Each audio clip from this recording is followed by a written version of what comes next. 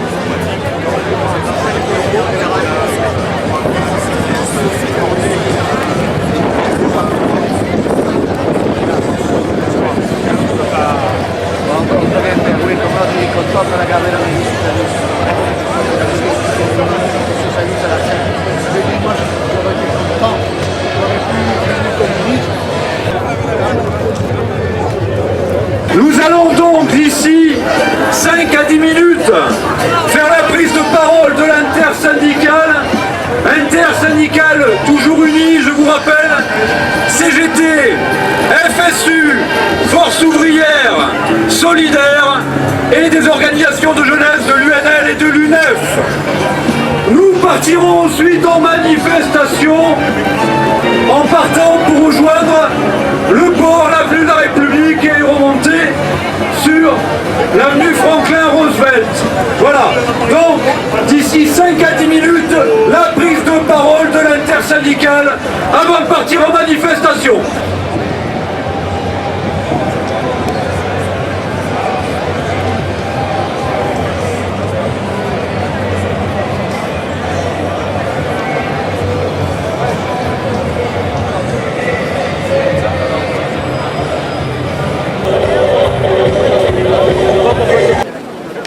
À vous tous, manifestants aujourd'hui, toujours mobilisés, et après ce mardi 17 mai, avec nos organisations syndicales, FO, CGT, Solidaire, FSU, et de la jeunesse, UNEF et UNL, nous voilà à nouveau en manifestation à Toulon, comme à Brignoles, Draguignan et dans tout le pays, pour exiger le retrait du projet de loi travail, et depuis maintenant près de 3 mois.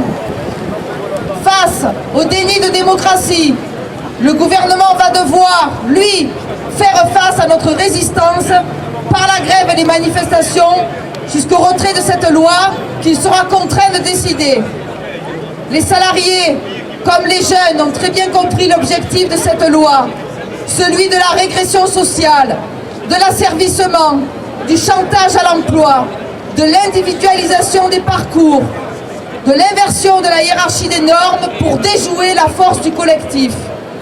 Cette loi marque une rupture dans la volonté de nos anciens d'améliorer les droits des salariés par la mise en place de notre Code du travail et ce gouvernement qui tend à répondre aux exigences du patronat.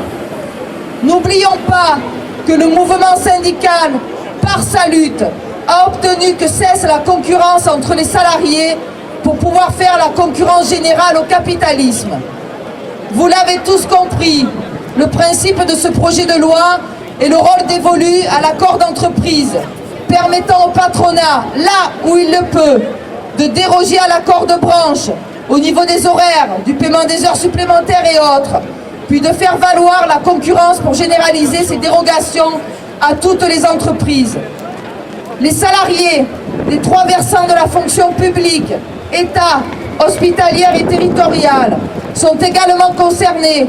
La destruction du Code du travail provoquera celle de l'existence du statut général de la fonction publique, des statuts particuliers. Dans la fonction publique, le gouvernement cherche déjà à imposer les mobilités géographiques et fonctionnelles, brisant le cadre statutaire des agents au nom de la nécessaire prise en compte des baisses d'emploi et des réorganisations induites. Dans les 2 cas, public ou privé, un même mode opératoire. Et chacun le mesure. Cette loi, c'est un avenir de précarité et de surexploitation qui est mis en place pour les jeunes salariés, étudiants ou lycéens. Gagner le retrait de cette loi, c'est défendre les diplômes nationaux reconnus dans les conventions collectives du privé ou le statut général de la fonction publique. C'est combattre la précarité, c'est imposer le droit à un vrai travail avec un vrai salaire. L'intersyndicale, CGT, FSU, FO, Solidaire, UNL, UNEF, appelle à multiplier les rencontres avec les salariés dans les entreprises sous toutes les formes pour débattre des modalités d'action, de la grève et de sa reconduction. L'intersyndicale appelle à organiser partout des heures d'information syndicale et des assemblées générales dans les entreprises et les administrations pour décider de la poursuite de l'action par la grève pour obtenir le retrait de la loi. De nombreux secteurs professionnels ont déposé des préavis de grève, parfois reconductibles, dès hier soir, comme les transports routiers, les aéroports de Paris, les cheminots. D'autres ont déjà également appelé à des journées de mobilisation, y compris par la grève, commerce, énergie, services publics, chimie.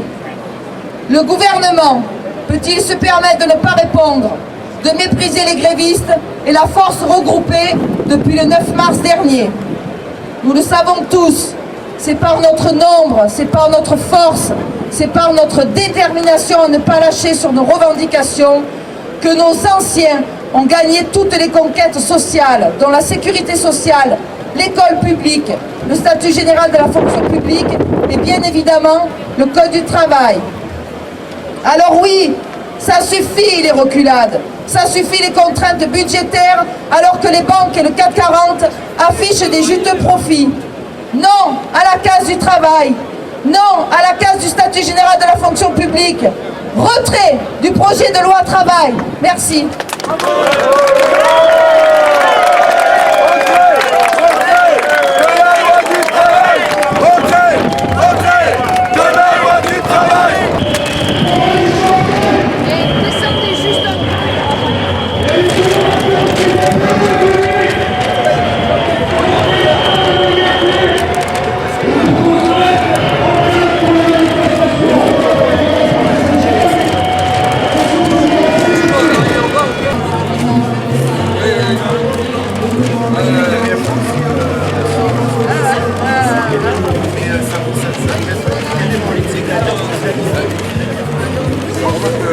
Oh, ça va vite.